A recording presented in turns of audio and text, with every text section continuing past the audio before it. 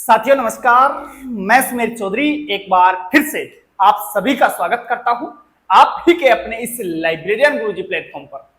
साथियों, आज एक नया टॉपिक हम प्रारंभ कर रहे हैं जो आपके लिए बहुत अधिक महत्वपूर्ण होने वाला है। आपके सिलेबस में ऐसे की ऐसे साफ साफ शब्दों में लिखा हुआ है विषय शीर्षक निर्माण विधियां सब्जेक्ट हेडिंग लिस्ट। तो इसे आज हम कंप्लीटली पढ़ेंगे और बहुत गजब का टॉपिक है, बहुत सरल टॉपिक है। इसके तहत आज हम विषय शीर्षक निर्माण की 3 विधियां कंप्लीट पढ़ने वाले हैं और मुख्य रूप से आपकी 3 ही विधियां हैं। वैसे तो बहुत सारी हैं, छोटी छोटी विषय शीर्षक निर्माण की तो बहुत सारी विधियां हैं, लेकिन आपके सिलेबस में जो दे रखा है वो हमें पढ़ना है। तो देखिएगा, 3 आज पढ़ने वाले हैं। 3 कौन कौन सी है? एक तो हम पढ़ेंगे चेन प्रोसीजर, श्रृंखला प्रक्रिया। एक पढ़ेंगे हम LCSH, Library of Congress subject heading. और तीसरी हम आज पढ़ने वाले हैं Sears list of subject heading. तीनों को आज हम कंप्लीटली पढ़ने वाले हैं। तो चलिएगा प्रारंभ करते हैं आज की इस महत्वपूर्ण क्लास को बिना आपका टाइम व्यर्थ किए।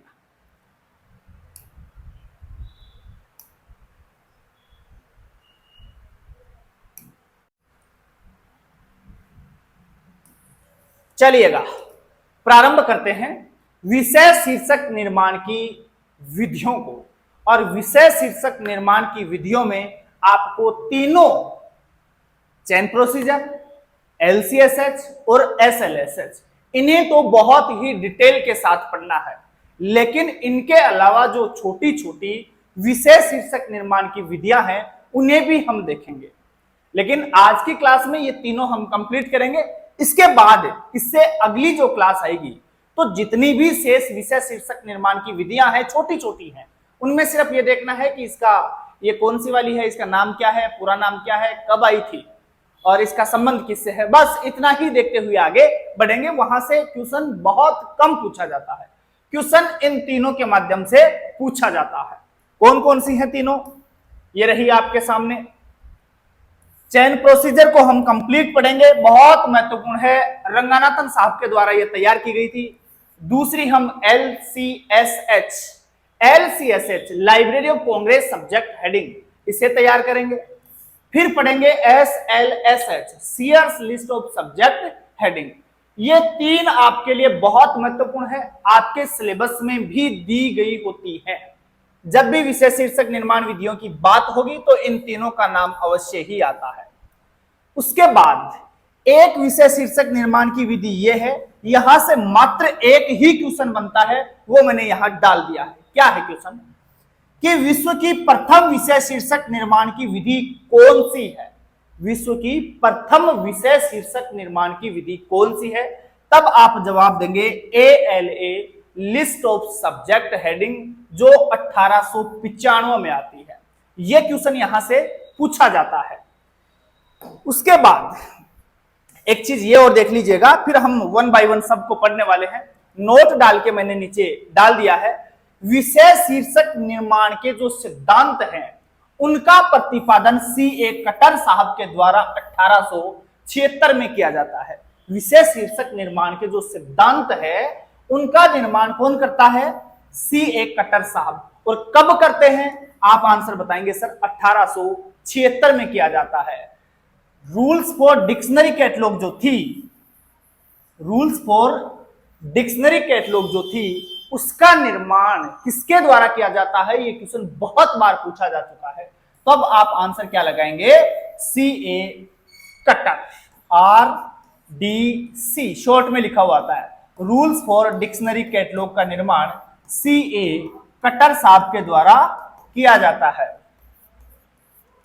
रूल्स फॉर डिक्शनरी कैटलॉग का CA कटर साहब के द्वारा निर्माण किया जाता है। और विषय शीर्षक निर्माण के सिद्धांतों का प्रतिपादन CA कटर साहब द्वारा 1876 में रूल्स फॉर डिक्शनरी कैटलॉग में किया गया था। ध्यान रखिएगा, बहुत महत्वपूर्ण क्वेश्चन है।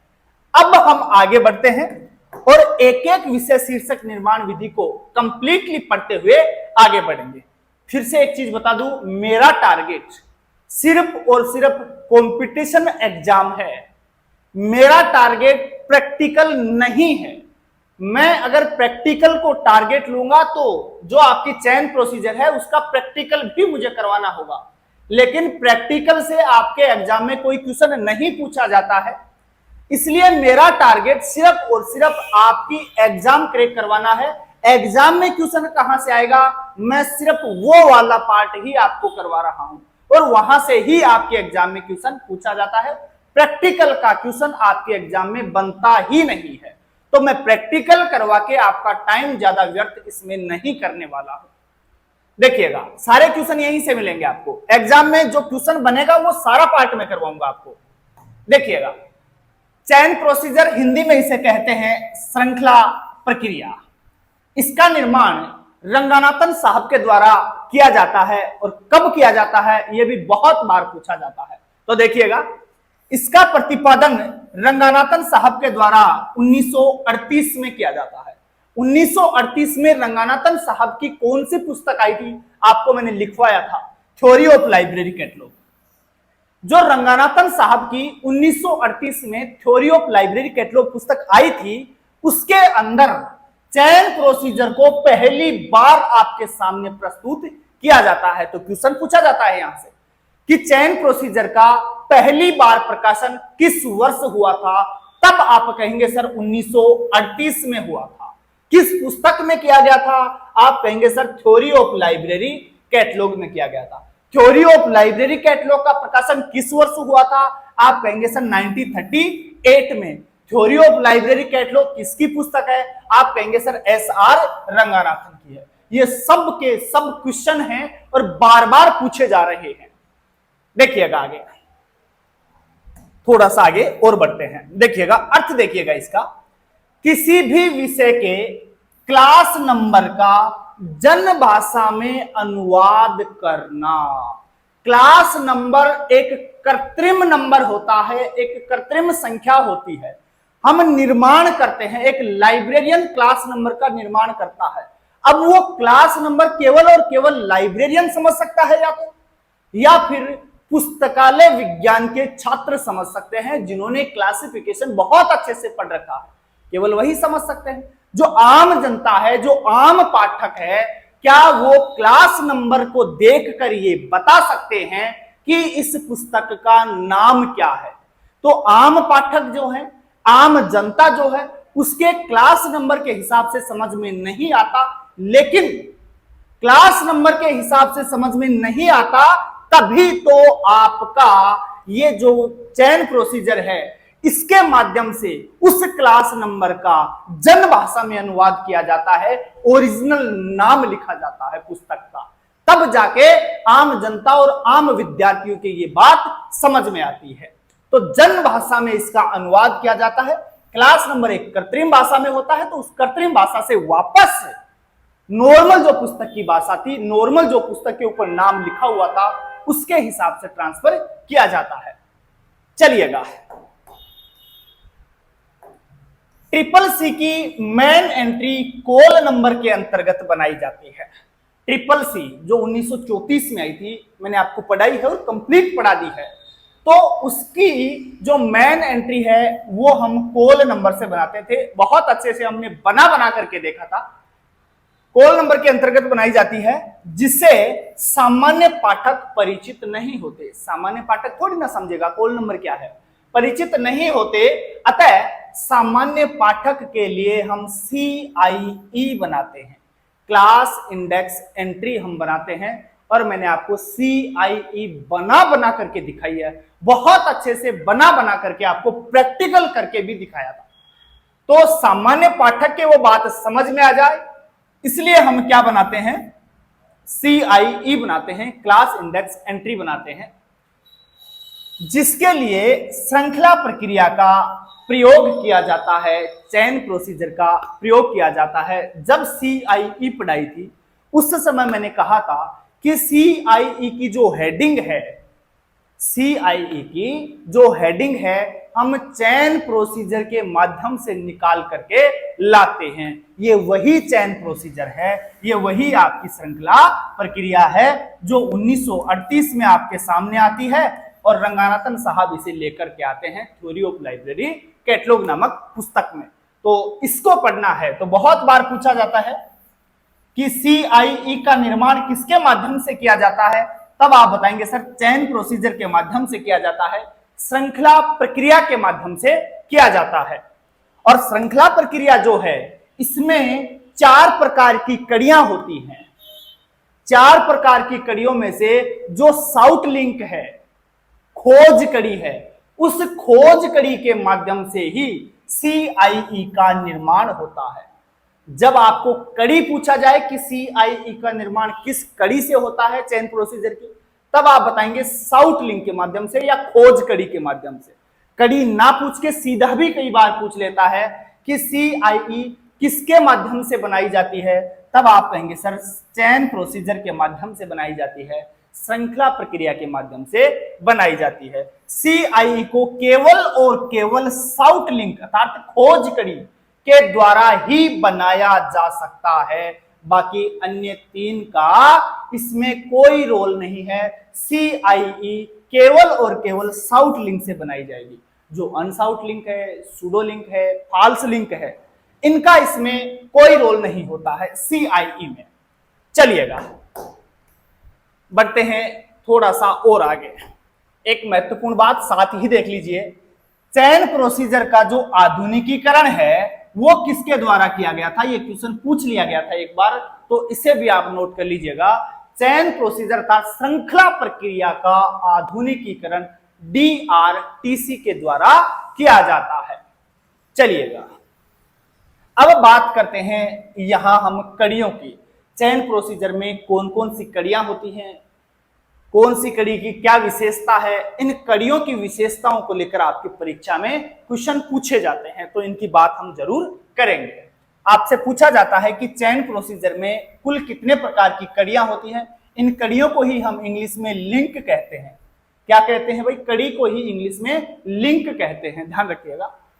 तो इसमें 4 प्रकार की आपकी कड़ियां होती हैं। 4 प्रकार की कड़ियां कौन कौन सी होती हैं, प्रत्येक का नाम आपको याद होना चाहिए। ये रही आपके सामने 4 कड़ियां। पहली कड़ी है साउट लिंक, दूसरी है अनसाउट लिंक, तीसरी है फॉल्स लिंक और चौथी है pseudo link. Sought link, unsought link, false link और सूडो लिंक। साउट लिंक का मतलब होता है खोज कड़ी, या हिंदी में कई बार खोज के स्थान पर वांछित भी लिखा हुआ मिलता है। इंग्लिश में एक ही नाम है साउट लिंक। साउट लिंक जिसे हिंदी में हम खोज कड़ी या वांछित कड़ी कहते हैं। दूसरी है अनसाउट लिंक, अखोज कड़ी या अवांछित कड़ी। तीसरी है फॉल्स लिंक। फॉल्स लिंक का मतलब होता है मिथ्या कड़ी, झूठी कड़ी। और चौथी आपकी है सूडो लिंक, जिसे आप हिंदी में कहते हैं कृत्रिम कड़ी। तो ये चारों कड़ियां हैं, नाम याद रख लीजिएगा। बहुत बार यहां से क्वेश्चन आता है। चैन प्रोसीजर का सबसे फेवरेट क्वेश्चन यहीं से बनता है, सबसे महत्वपूर्ण क्वेश्चन यहीं से बन के आएगा, इन कड़ियों से ही बन के आता है। अब हम एक एक कड़ी की बात कर लेते हैं साथियों। सबसे पहले हम बात करेंगे साउट लिंक की, जिसे आप खोज कड़ी या वांछित कड़ी के नाम से जानते हैं। क्वेश्चन कैसे आएगा वो भी मैं बताऊंगा आपको। देखिएगा, यह वह कड़ी है जिससे पाठक के पुस्तक मांगने की संभावना 100% होती है या सर्वाधिक होती है। तो क्वेश्चन बहुत बार पूछा जाता है, डायरेक्ट शब्दों में होता है कि वह कौन सी कड़ी है जिसके माध्यम से पुस्तक मांगने की संभावना सर्वाधिक होती है। किस कड़ी के माध्यम से सर्वाधिक पुस्तक मांगने की संभावना होती है, यह क्वेश्चन 50 बार पूछा जा चुका है। आप जवाब देंगे सर साउट लिंक। खोज कड़ी के माध्यम से पाठक के पुस्तक मांगने की संभावना सबसे ज्यादा होती है। तो आप इसका आंसर क्या लगाएंगे? साउट लिंक लगाएंगे। सर्वाधिक संभावना खोज कड़ी के माध्यम से पुस्तक मांगने की होती है। तो याद कर लेना भाई, इसका आंसर डायरेक्ट आप चिपका देना बनेगा। दूसरा देखिएगा, दूसरी कड़ी है अनसाउट लिंक, अखोज कड़ी। अखोज कड़ी, अखोज के नाम से ही पता चल रहा है इससे पाठक के पुस्तक मांगने की संभावना 0% होती है। मतलब इसके आधार पर कभी भी पाठक पुस्तक नहीं मांगता है। तो सबसे कम संभावना, ऐसा क्वेश्चन पूछा जाता है, सबसे कम संभावना कौन सी कड़ी से पुस्तक मांगने की होती है? तब आप आंसर लगाएंगे अनसाउट लिंक, अर्थात अखोज कड़ी या फिर अवांछित कड़ी। इस प्रकार से आप सभी क्वेश्चनों के आंसर जरूर सही दे दीजिएगा। चलिएगा बात करते हैं तीसरी और महत्वपूर्ण कड़ी की। यह होती है फॉल्स लिंक, जिसे आप हिंदी में कहते हैं मिथ्या कड़ी, झूठी कड़ी। तो फॉल्स लिंक क्या कहता है? चिन्हों पर समाप्त होने वाली कड़ी मिथ्या कड़ी कहलाती है। चिन्हों पर समाप्त मतलब उसके लास्ट में कोई ना कोई चिन्ह होगा। कैसे? 2 4 ऐसे कोई नंबर आ गया, या फिर आगे भी कुछ मैं डाल देता हूं 2 4 3, आगे अगर कोलन लगा हुआ है, क्या लास्ट में या फिर ये वाली कड़ी चिन्ह पर समाप्त हो रही है? लास्ट में कोई चिन्ह है क्या? अगर लास्ट में चिन्ह है तो आप समझ जाइएगा कि ये कड़ी कौन सी है? फॉल्स लिंक है, मिथ्या कड़ी है। किसी भी चिन्ह पर समाप्त होगी। क्या ये चिन्ह पर समाप्त हो रही है? लास्ट में चिन्ह है कोलन का, तो ये कौन सी कड़ी हो गई? आपकी फॉल्स लिंक हो गया, आपकी मिथ्या कड़ी हो गई है। चलिएगा क्वेश्चन पूछा जाता है चिन्हों पर समाप्त होने वाली कड़ी कौन सी है? बहुत बार पूछा जा चुका है। तो चिन्हों के ऊपर समाप्त होने वाली कड़ी आपकी फॉल्स लिंक है, मिथ्या कड़ी है। ये डायरेक्ट क्वेश्चन है बेटा जी, सीधे सीधे पूछे जाते हैं। सुडो लिंक की बात करते हैं, जिसे आप कृत्रिम कड़ी भी कहते हैं। बुक नंबर के किसी अंक अथवा अंक समूह पर समाप्त होने वाली कड़ी। लास्ट में चिन्ह के स्थान पर कोई ना कोई नंबर होगा, ये तय मान लीजिएगा। अगर लास्ट में चिन्ह के स्थान पर कोई नंबर है तो आप क्या समझेंगे कि यह सुडो लिंक है, कृत्रिम कड़ी है। इस प्रकार से आपको पहचानना है। बहुत बार पूछा जाता है कि बुक नंबर के किसी अंक समूह पर या किसी अंक पर समाप्त होने वाली कड़ी कौन सी है? आप लोग उसका जवाब देंगे सर सुडो लिंक है, कृत्रिम कड़ी है। इस चीज का विशेष ध्यान रखिएगा। चारों कड़ियों का नाम याद रख लीजिएगा, चारों कड़ियों की विशेषता याद रख लीजिएगा। अगर ये सारी चीजें आपने याद कर ली है तो आपका चयन प्रोसीजर से सिंगल क्वेश्चन भी गलत नहीं होगा, ये तय मान के चलिए आप। बढ़ते हैं थोड़ा सा और आगे। अब ये देखिएगा आप थोड़ा सा, ये बहुत बार क्वेश्चन सीधा एक पूछा जाता है यहां से कि श्रृंखला प्रक्रिया के कुल कितने चरण हैं? श्रृंखला प्रक्रिया के चयन प्रोसीजर के कुल कितने चरण हैं? कितने चरणों के माध्यम से आपका नंबर निकाल के लाया जाता है, विषय का शीर्षक निकाला जाता है। थोड़ा सा छोटा और कर देता हूं मैं इसको, ये लो जी। श्रृंखला प्रक्रिया के 6 चरण है, यानी कि क्लास नंबर से विषय शीर्षक निकालने के कुल कितने चरण हैं? 6 चरण है। ये क्वेश्चन पूछा जाता है। अब अगर आपकी कोई प्रैक्टिकल की क्लास होती, जैसे आप कोई BLIS कर रहे हो, तो वहां पर जब प्रैक्टिकल होता है तो आपको इन 6 चरणों की जरूरत पड़ती है। सिर्फ प्रैक्टिकल में पड़ती है, आपका ऑब्जेक्टिव क्वेश्चन यहां से नहीं बनेगा। अगर बनता तो मैं जरूर आपको करवाता। अगर यहां मैं आपको प्रैक्टिकल करवाऊंगा और एग्जाम में यहां से क्वेश्चन नहीं आता है तो फालतू आपका टाइम वेस्ट करने का कोई औचित्य नहीं है। ये देखिएगा मैंने हटा दिया है यहां से, ये नीचे मैंने इसका प्रैक्टिकल बना रखा था, लेकिन आपका टाइम व्यर्थ मैं नहीं करूंगा, टाइम व्यर्थ होगा, इसीलिए मैं आपके ये 6 चरण आपको प्रैक्टिकल करके नहीं दिखाऊंगा। बाकी अगर किसी को चाहिए तो मैं उसकी PDF आपको उपलब्ध करवा दूंगा, आप उसमें देख लीजिएगा। बाकी आवश्यकता पड़ेगी नहीं, एग्जाम में क्वेश्चन वहां से नहीं बनता है। एग्जाम में सिर्फ इतना क्वेश्चन बनेगा कि कुल कितने चरण हैं चयन प्रोसीजर के, तब आप बता दीजिएगा कि सर 6 चरण हैं, 1 2 3 4 5 और 6। इस प्रकार से 6 चरणों के माध्यम से हम विषय का शीर्षक निकाल करके लाते हैं। क्वेश्चन ऑब्जेक्टिव टाइप का वहां से नहीं बनेगा, आपके एग्जाम में उसका कोई औचित्य नहीं है।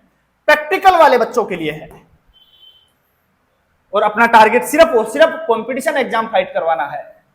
देखो वही तो स्मार्ट स्टडी है, वही चीजें तो अपने को पढ़नी है जो अपने एग्जाम में काम आए। जो अपने एग्जाम में काम में ही नहीं आए, उस चीज को पढ़कर हम हमारा समय क्यों व्यर्थ करें।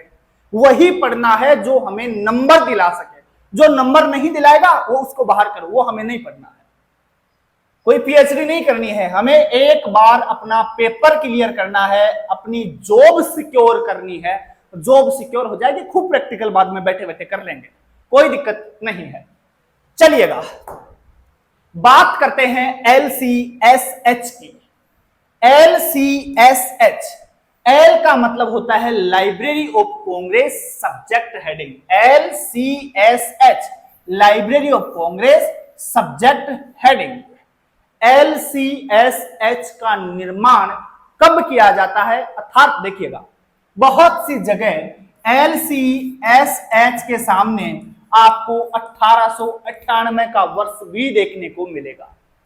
साथियों, अगर कहीं 1898 लिखा हुआ है तो वो गलत है। 1898 में LCSH का निर्माण प्रारंभ हुआ था, बल्कि इसका प्रकाशन जो है वह 1909 में पहली बार होता है। बहुत सी जगह 1898 लिखा हुआ मिलेगा और बच्चे कंफ्यूज होते हैं 1898 और फिर एक चीज और है आपके 1998 में भी। याद कर लीजिएगा 1898 के लिए बच्चे ये याद कर लेते हैं LCSH निर्माण नहीं हुआ था, प्रारंभ हुआ था 1898 से, लेकिन 1998 जरूर आप FRBR के लिए याद करते हैं। याद कर लेना अगर किसी को मालूम नहीं है तो। FRBR के लिए 1998 याद करते हैं। LCSH के लिए आप अब से 1909 याद करेंगे। इस चीज को दिमाग में बिठा लेना भाई। Library of Congress subject heading LCSH का पूरा नाम है भाई। Library of Congress subject LCSH का क्या है, पूरा नाम है। दिख रहा होगा, अब ठीक दिख रहा होगा शायद। देखिएगा बहुत बार ये क्वेश्चन पूछा जाता है, LCSH का प्रयोग किस प्रकार के पुस्तकालयों के लिए किया जाता है या किन प्रकार के पुस्तकालयों के लिए किया जाता है। तो ऑप्शन में आपको छोटे पुस्तकालय मिलेंगे, बड़े पुस्तकालय मिलेंगे, मध्यम पुस्तकालय मिलेंगे, सभी प्रकार के पुस्तकालय मिलेंगे। आप टिक करेंगे सिर्फ और सिर्फ बड़े पुस्तकालयों के लिए। LCSH का प्रयोग केवल और केवल बड़े पुस्तकालयों के लिए किया जाता है। ध्यान रखिएगा, यह क्वेश्चन पूछा जा चुका है। उसके बाद देखिएगा, पहली बार जब मैं कोई लाइब्रेरी साइंस का पेपर देने गया था तो मेरे सामने आया था बीटी। वहां जाते ही एक क्वेश्चन था कि बीटी से क्या आशय है, इतना ही लिखा हुआ था। मेरे समझ में नहीं आया था कि बीटी क्या है और वो क्वेश्चन मैं गलत करके आया था। तब तक मुझे लाइब्रेरी साइंस की कोई नॉलेज नहीं थी, ऐसे ही उठकर पेपर दे के आया था, मुझे नहीं मालूम था बीटी क्या है। अब आपको इस चीज का मालूम है, इसलिए आप लोग ये गलती नहीं करेंगे, इतनी मुझे उम्मीद है। फुल फॉर्म को लेकर सारे क्वेश्चन पूछे जाते हैं। यूएफ का भी पूछा जा चुका है, बीटी भी पूछा जा चुका है, आरटी भी पूछा जा चुका है, एसए भी बहुत बार पूछा जा चुका है और एनटी तो बार बार पूछा जा रहा है। तो इनके पूरे नाम याद कर लेना, पूछे जाते हैं ये। यूएफ का मतलब होता है यूज्ड फॉर, बीटी का मतलब होता है बॉर्डर टर्म। ये नेट में भी आ चुका है। जिस साल मैंने नेट दिया था, मेरा जिस साल नेट क्वालिफाई हुआ था, उस साल भी ये बीटी पूछा था, उसमें नेट में भी बीटी का ही पूछा था। तो याद कर लेना, बीटी से आ से बॉर्डर टर्म है भाई, और आरटी से आ से है रिलेटेड टर्म, एसए से आ से है सी आल्सो, और एनटी से आ से है नेरोवर टर्म। याद कर लेना, UF used for, BT border term, RT related term, SA see also, और एनटी से है आपका नेरोवर टर्म। तो ये याद कर लेना बेटा जी, बहुत महत्वपूर्ण पार्ट है ये, बहुत बार यहां से क्वेश्चन पूछा जाता है। चलिएगा बढ़ते हैं थोड़ा सा और आगे और बात करते हैं LCSH के एडिशंस की।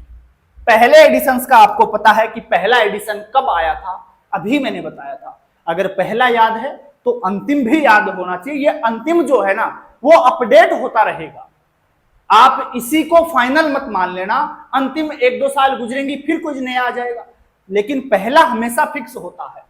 कुल एडिशन अब तक 44 आ चुके हैं। बहुत सी पुस्तक में ये अभी तक 42 दे रखा है, 42 ही बता रखा है, लेकिन 44 एडिशन इसके अब तक आ चुके हैं। देखो 42 थे जिस समय पुस्तक बनी थी, उस समय 42 थे, उनकी क्या गलती है, तो उन्होंने 42 लिख दिया है, लेकिन वो चीजें अपडेट होती रहेंगी। कुल एडिशन इसमें 44 है। इसका पहला एडिशन 1909 में आया था। निर्माण कार्य प्रारंभ 1898 में था, लेकिन पहला इसका एडिशन जो प्रकाशित हुआ था उसका वर्ष 1909 है, ध्यान रखिएगा इस चीज। नवीनतम एडिशन 2022 में, और 22 का डबल होता है 44, 22 का डबल 44, तो 2022 में इसका 44वां एडिशन आ चुका है। समझिएगा, बहुत बार ये क्वेश्चन आता है, आपके सामने आएगा कि LCSH क्या है। ये क्वेश्चन बहुत बार देखने को मिलता है, LCSH क्या है, तो वहां ऑप्शन में आपको बहुत सी चीजें मिलेंगी, ध्यान रखिएगा। LCSH एक थिसोरस है। क्या है? एक थिसोरस है। हिंदी में इसे कहते हैं पर्याय कोश।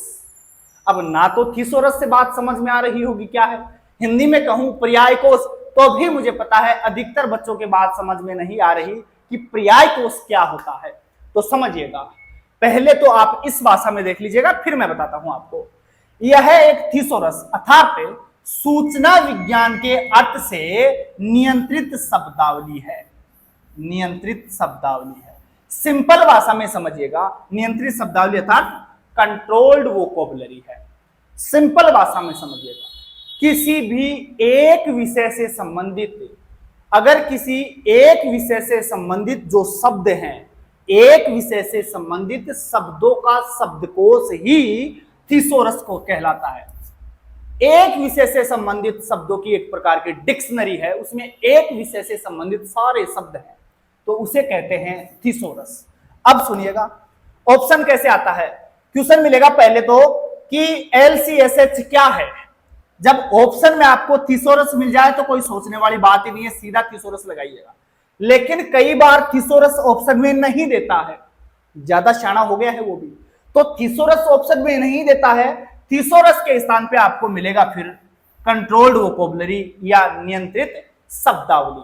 थिसोरस या नियंत्रित शब्दावली एक ही बात है। सूचना विज्ञान का अगर अर्थ देखे, सूचना विज्ञान में अगर थिसोरस का अर्थ देखे तो होता है नियंत्रित शब्दावली। तो या तो थिसोरस ऑप्शन में मिलेगा, थिसोरस नहीं मिलता है तो आपको नियंत्रित शब्दावली अर्थात कंट्रोल्ड वोकैबुलरी ऑप्शन में मिलेगा। दोनों चीजों का ध्यान रखिएगा, गलती नहीं करनी है। मैं एक एक चीज को जोर दे देकर आपको समझा रहा हूं, एक एक चीज स्पष्ट करके बता रहा हूं कि यहां से इस प्रकार से क्वेश्चन आता है, और यह भी बता रहा हूं कि ऑप्शन भी इस प्रकार से घुमा घुमा करके देता है। फिर भी अगर गलतियां करोगे तो भाई मेरे सामने आ गए तो फिर वो जूत पड़ेंगे तुम्हारे, देख लेना। अब भी अगर गलतियां करोगे तो चलिएगा, एक क्वेश्चन और पूछा जाता है कि LCSH की मूल व्यवस्था किस प्रकार की है। ये फिक्स क्वेश्चन है, ये कुछ भी चेंज नहीं करता है, डायरेक्ट हर बार ऐसे ही देता है। तो आप ऑप्शन लगा देना वर्ड बाई वर्ड, शब्द बाई शब्द। ध्यान रखिएगा, वर्ड बाई वर्ड, ध्यान रखिएगा। इंग्लिश में देख लेना भाई, वर्ड बाई वर्ड। चलिएगा, एक क्वेश्चन और आता है आजकल, ये रहा आपके सामने। जितने प्रकार के क्वेश्चन आते हैं सारे मैं आपके सामने लेके आया हूं, कोई कसर हम नहीं छोड़ने वाले हैं। एग्जाम में कोई क्वेश्चन माइका लाल बाहर से ना आ पाए, ये मेरी पूरी कोशिश है। फिर भी अगर कोई चीज छूट रही है तो ऑब्जेक्टिव क्वेश्चन मैं ला रहा हूं इस क्लास के बाद में। इस क्लास के बाद में यहां से बनने वाले सभी क्वेश्चन मैं ला रहा हूं, उसमें और ऐड कर दिए जाएंगे, लेकिन छोड़ेंगे हम एक भी चीज को नहीं। देखिएगा, क्वेश्चन पूछा जाता है फ्री फ्लोटिंग उप विभाजन का संबंध किससे है। फ्री फ्लोटिंग उप विभाजन का संबंध किससे है, तो आप आंसर लगाएंगे LCSH, Library of Congress subject heading, जो कब आती है 1909 में आती है। ध्यान रखिएगा इस चीज का। अब सुनिएगा, बहुत से बच्चों के दिमाग में चल रहा है कि ये चीज क्या है, आखिर फ्री फ्लोटिंग उप विभाजन होता क्या है, वो भी देख लीजिए। इस उप विभाजन का प्रयोग सूचीकार के, जो कैटलॉगर आपका होता है, इस उप विभाजन का प्रयोग सूचीकार के द्वारा तब किया जाता है जब विषय शीर्षक निर्धारण का कोई उपयुक्त शीर्षक LCSH में नहीं हो। विषय शीर्षक निर्धारण के लिए कोई उपयुक्त शीर्षक library of Congress subject heading में आपको नहीं मिले, तब जाके हम फ्री फ्लोटिंग उपविभाजन का प्रयोग करते हैं। इस चीज का ध्यान रखिएगा। विषय शीर्षक निर्धारित अपने को करना है, लेकिन LCSH में हमें उपयुक्त विषय शीर्षक नहीं मिल रहा है। अगर नहीं मिल रहा है तो हम फ्री फ्लोटिंग उपविभाजन का प्रयोग करने वाले हैं।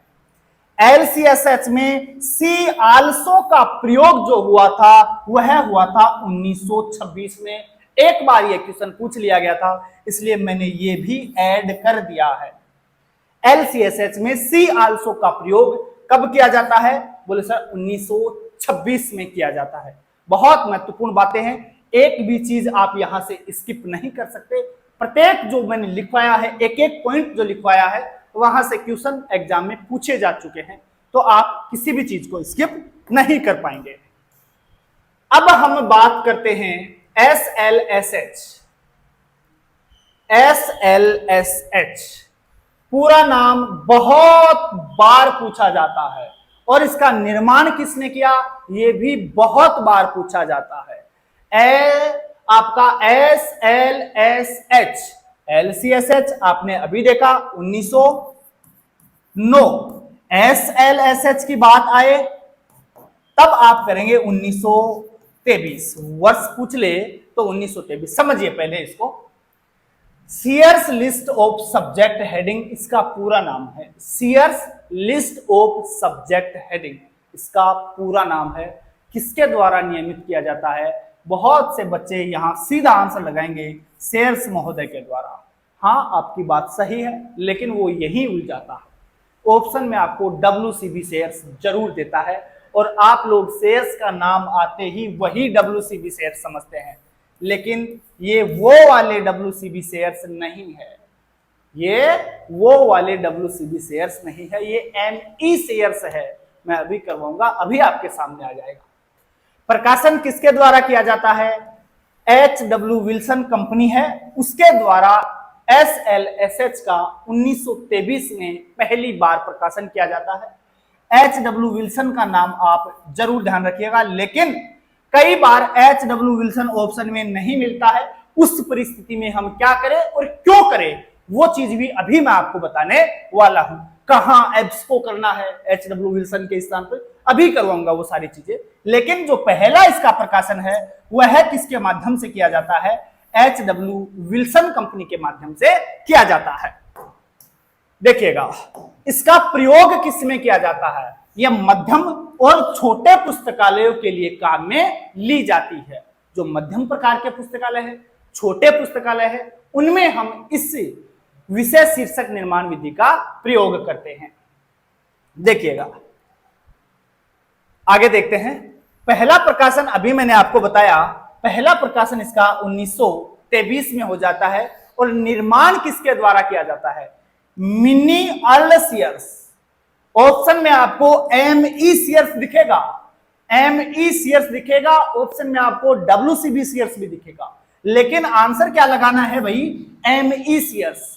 मिनी अर्ल सीयर्स ने इसका निर्माण किया था। बहुत बार पूछा जा चुका है भाई ये क्वेश्चन, और बच्चे WCB शेयर्स लगा के खुश हो जाते हैं कि ये तो नाम में ही पता चल रहा है। उनको मालूम नहीं होता है कि मिनी अर्ल भी एक शेयर्स महोदय थे।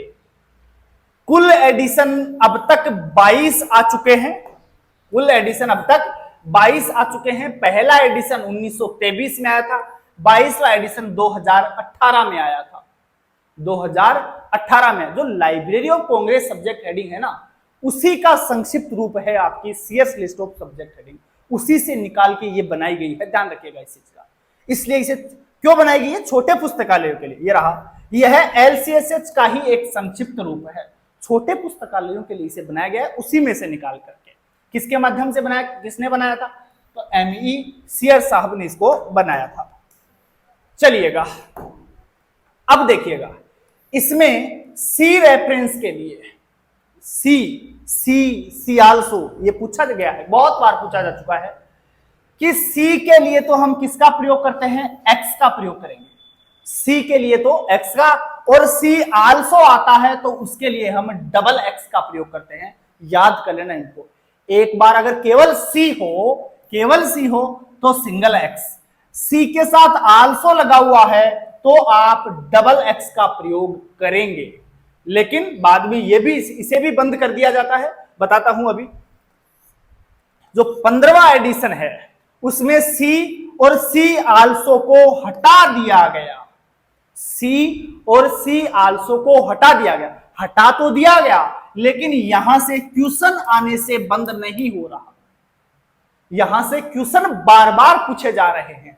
तो केवल सी हो तो एक्स, सी आल्सो हो तो डबल एक्स। ऑप्शन में मिलेगा आपको एक्स डबल एक्स, बहुत बार मिलेगा, चिंता बिल्कुल मत करिएगा।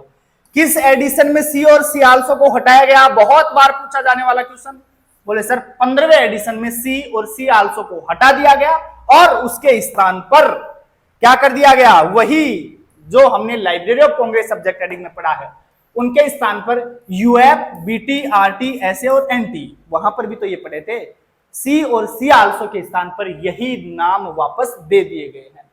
यूएफ से आज से है अनऑथोराइज्ड टर्म्स, वही आपकी बॉर्डर टर्म है, वही आपकी रिलेटेड टर्म है, वही आपका सी आल्सो है, वही एंटी से आपकी नेरोवर टर्म है।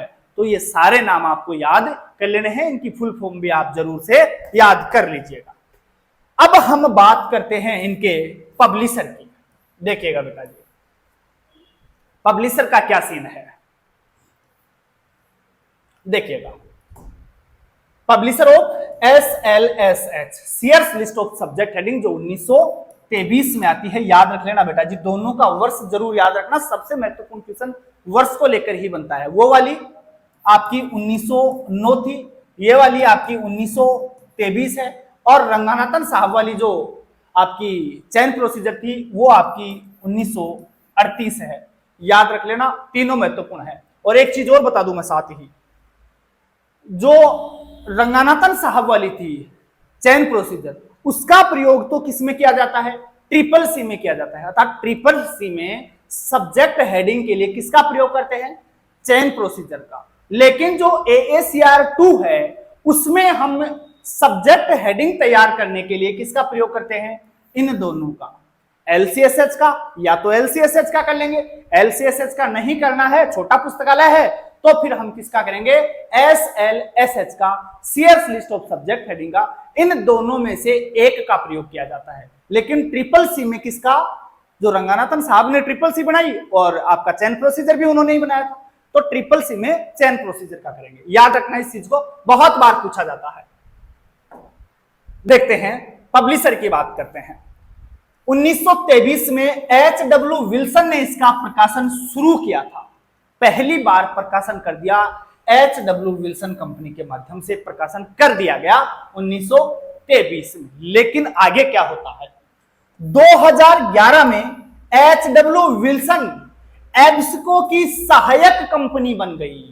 तो एब्सको की सहायक कंपनी बनने के बाद कई बार HW विल्सन ऑप्शन में नहीं आता है, एब्सको ऑप्शन में मिलता है। तो बहुत से बच्चे कंफ्यूज होते हैं, बोले सर हमने तो HW विल्सन पढ़ा था, ये एब्सको कहां से आ गया। तो इसलिए एब्सको देता। 2011 में विल्सन एब्सको की सहायक कंपनी बन गई। सहायक कंपनी बन गई तो विल्सन के स्थान पर कई बार ऑप्शन में एब्सको देखने को मिलता है। आगे और सुनिए, एब्सको भी कई बार नहीं मिलता है तो क्या करें। 2018 में ग्रे हाउस पब्लिशिंग ने HW विल्सन कंपनी का ही अधिग्रहण कर लिया। ग्रे हाउस पब्लिशिंग ने 2018 में इस HW विल्सन कंपनी का ही अधिग्रहण कर लिया।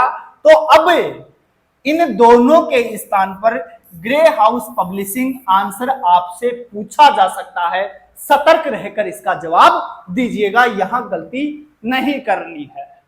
चलिएगा, अब ये शायद पब्लिशर वाली बात तो क्लियर हो गई होगी, इसीलिए मैंने सारी चीज वर्ष के साथ में डाली है ताकि आपको समस्या बिल्कुल भी नहीं हो। छोटी सी चीज और है, वो और देख लीजिएगा। SLSH में अधिक प्रयोग में आने वाले जो शब्द हैं उनको बोल्ड, मोटा, बोल्ड और गहरी स्याही से लिखा जाता है। जो शब्द अधिक प्रयोग में आते हैं उनको बोल्ड या मोटा या फिर गहरी स्याही से लिखा जाता है, लेकिन जिन शब्दों का प्रयोग शीर्षक के रूप में नहीं किया जाता है उन्हें हल्की स्याही से लिखा जाता है। छोटी सी बात थी, दिमाग में रख लेना इसको। अब सुनिएगा, इस क्लास के बाद जो अगली क्लास आपकी आएगी, जो कल आपकी क्लास एक और आएगी इसी पार्ट के ऊपर, इसी का एक अगला पार्ट आएगा, उसमें मैं आपके ये तो जो मुख्य थी वो तो मैंने करवा दी है। अब जो शेष बच गई छोटी छोटी विषय शीर्षक निर्माण की विधियां बच रही है, उनको मैं ऑब्जेक्टिव क्वेश्चन बना करके करवाऊंगा। उनके जितने ऑब्जेक्टिव क्वेश्चन बन सकते हैं वो सारे के सारे क्वेश्चन बना करके मैं लाऊंगा। ऑब्जेक्टिव क्वेश्चन नोट्स के तरीके से आएंगे, नोट्स के जैसे ऑब्जेक्टिव क्वेश्चन बना के लाऊंगा मैं, तो उनके माध्यम से आपको तैयार करवाऊंगा। साथ ही ये जो आज पढ़ा है यहां से क्वेश्चन एग्जाम में कैसे आते हैं वो क्वेश्चन भी कल वाली क्लास में मैं आपके लिए लेकर आने वाला हूं। तो कल वाली क्लास आपके लिए बहुत ज्यादा महत्वपूर्ण रहने वाली है और उसके बाद फिर एक नया टॉपिक आपका प्रारंभ होगा। आप उसके लिए भी तैयार रहिएगा। बहुत बहुत आप लोगों का धन्यवाद। जय हिंद, जय भारत।